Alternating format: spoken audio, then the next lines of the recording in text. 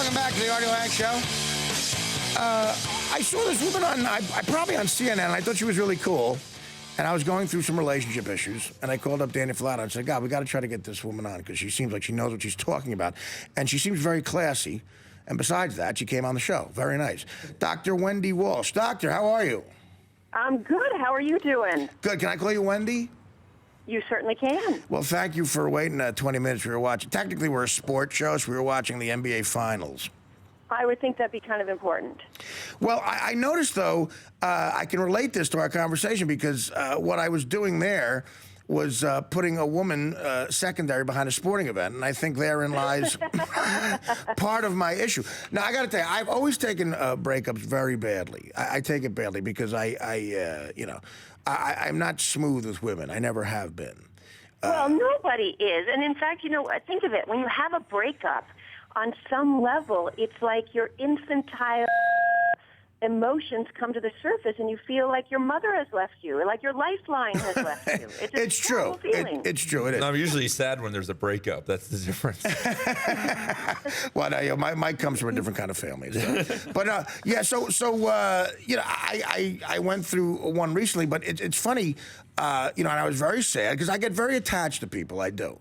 And so you should. Yes, it's a healthy thing. Right. The girl I've been dating on and off for the last 4 years, Adrian, is like just I love her. I really do. I love her. And it doesn't make any sense because she's very young, she's beautiful, and I'm very old. It doesn't make any sense. And fat. That's what I mean. Because I'm very old and fat.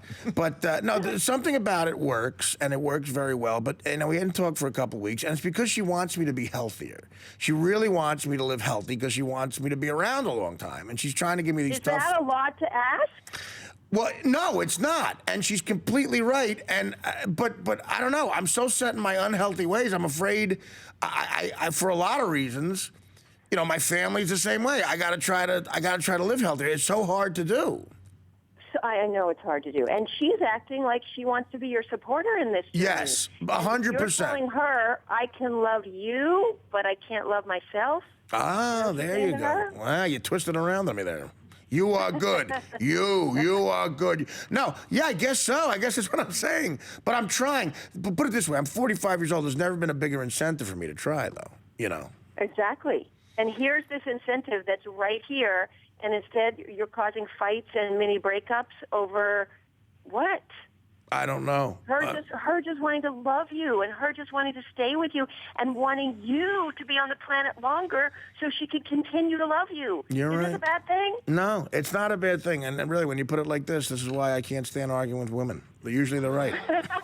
Usually they're right. You're doing this. I mean, you know what? After a week and a half, though, she called me today. It was very nice, and she did. What'd she say? Well, she said that she misses me, she loves me, she wants to make sure I'm doing okay, and she wants to talk. But she really just wants to make sure I'm around for a long time and healthy. And it's so sweet. But I gotta. I mean, I don't know. I really have to start doing something. Yeah.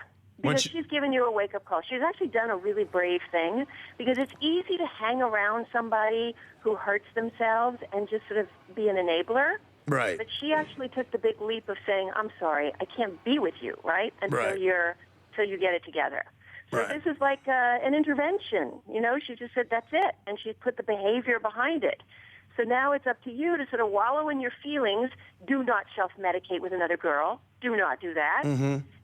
And then sort of decide whether you're worth loving, and I think you are. So a Russian stripper is out of the question. Out of the question. Right. No, I agree with you, especially and for porn sites count too. Forget the porn sites. I don't even know how to use the computer. I went on Match.com and I got through the questionnaire. Like the question number 2 is, what's the worst thing you've ever done? And I couldn't answer it. I just stopped. Now, but another guy on the staff that I think needs your help too is my announcer, Mike Boschetti. Mike is such a loving guy, and he tends to make promises to women who then I believe can walk all over his heart. And he's such a good guy, and I'm worried about him going forward into the world. So he chooses women who use him? Now, Mike, go ahead. Well, how would you explain? Well, I it? always get stuck in the friend zone. I hate every minute of it.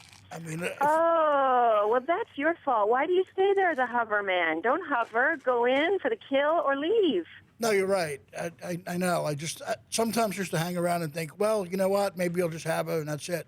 Yeah, I don't know. Maybe I'll grow on her. Listen, you're not going to grow on her. Okay, women are either attracted or they're not. You're not a and fungus. What happens is the hover men, the ones that hover around, actually hover around because they're kind of a little insecure. So they keep thinking, well, I'll just be around. I'll be the nice guy, and I'll just hang out there. And eventually she'll see that I'm the nice guy. But unfortunately, all she sees is that you're insecure.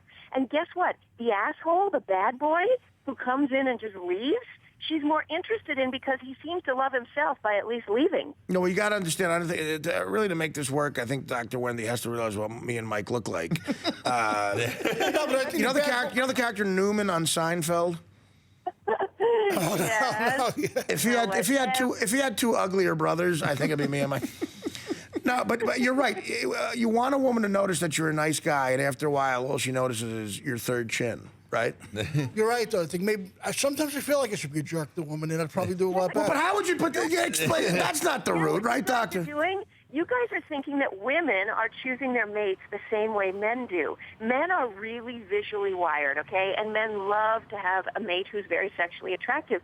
But all cross-cultural studies that I've read show that women look for intelligence, humor, and resource potential long before they look for looks. So you're saying Brad Pitt is a genius, hilarious guy?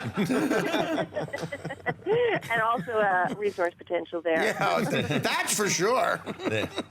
Wendy, I heard that for years, though. Women like funny guys. People keep telling me that all the time. Yeah, but it's not true. Yeah, they like them, they just don't love them. That's the difference. Yeah. Well, Doctor, how important is a sense of humor, Doctor, do you think, in a relationship? Oh, it's really, really high. In fact, there was a study that recently came out, like this week, showing that sense of humor. Oh, I know, datingadvice.com, one of the websites I write for, did their own study and found that 1 in 4 American women rate sense of humor as the most important, sexiest attribute. Really? Well, how about that, Mike? That sounds fantastic. But you know why? Let me explain why.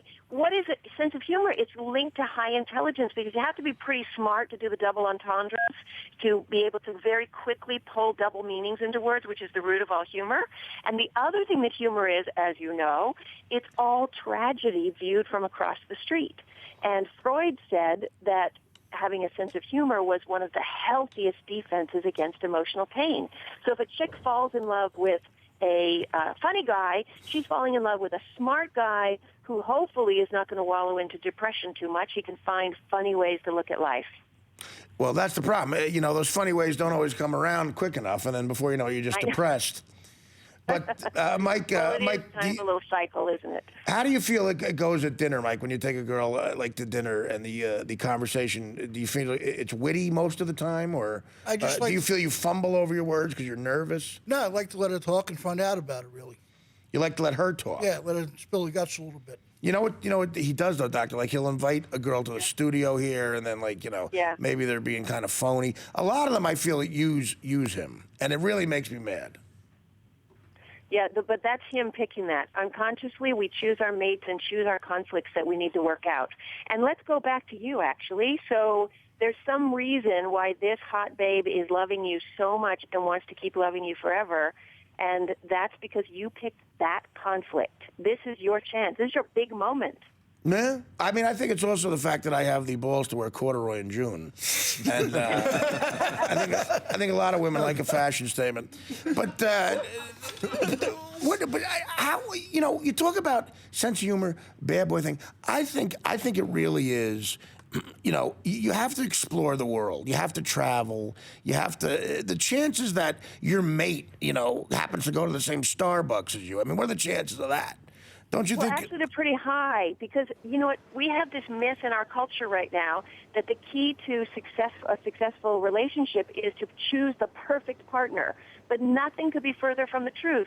The key to a happy relationship is being the perfect partner. Ah. So all about relationship skills, and you could almost use them with almost anybody except for a serial killer, maybe.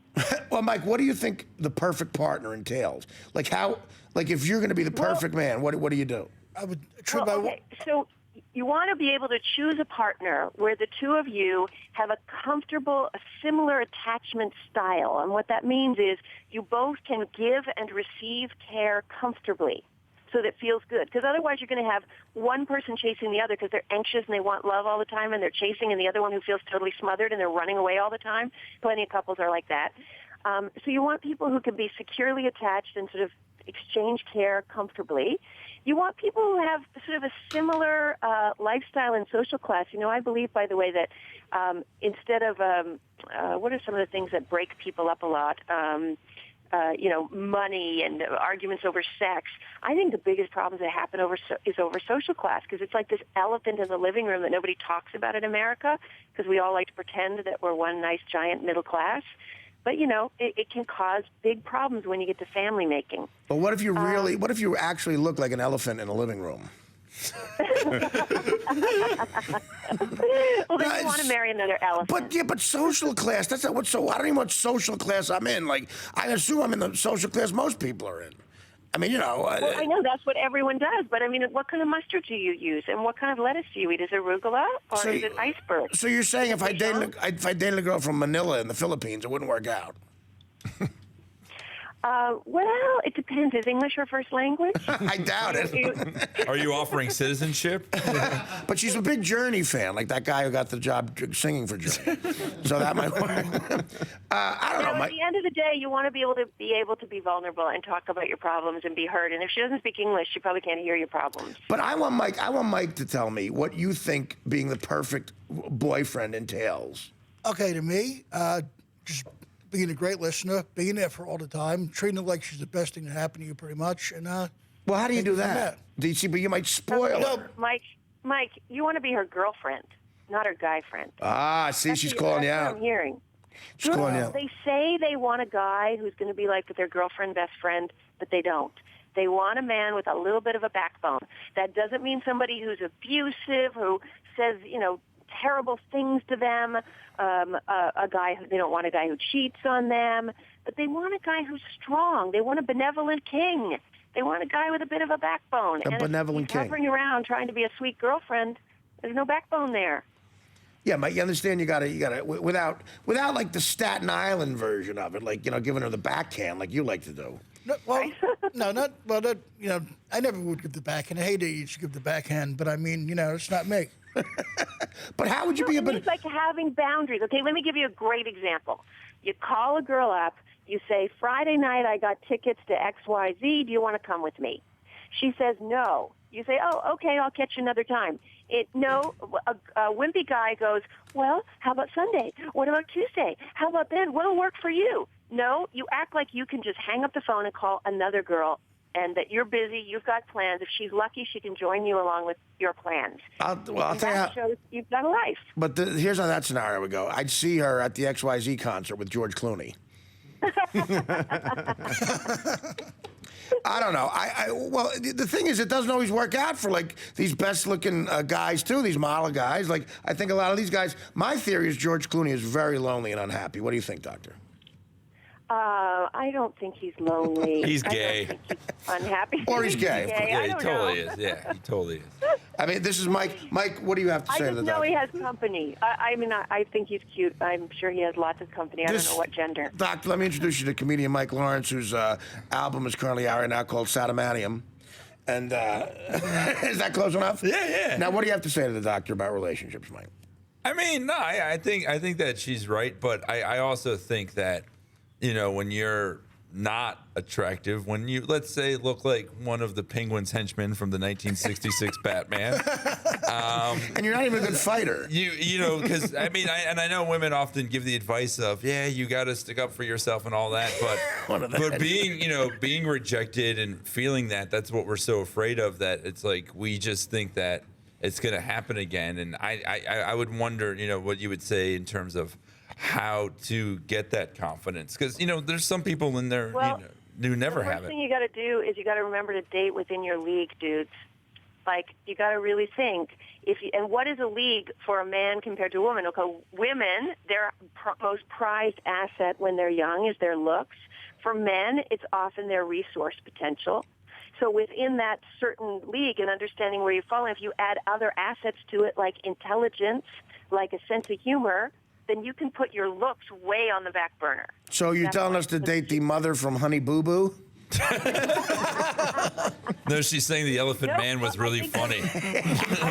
What's the deal with airplane food? So, Doctor, listen, Milano's out of the question. Yeah, see, here's the other problem with Mike, Doctor.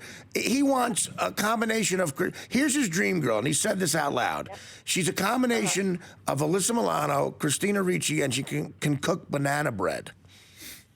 Oh, isn't that a wonderful fantasy? So, can you put a little bit of Melissa McCarthy in there? That's what you need.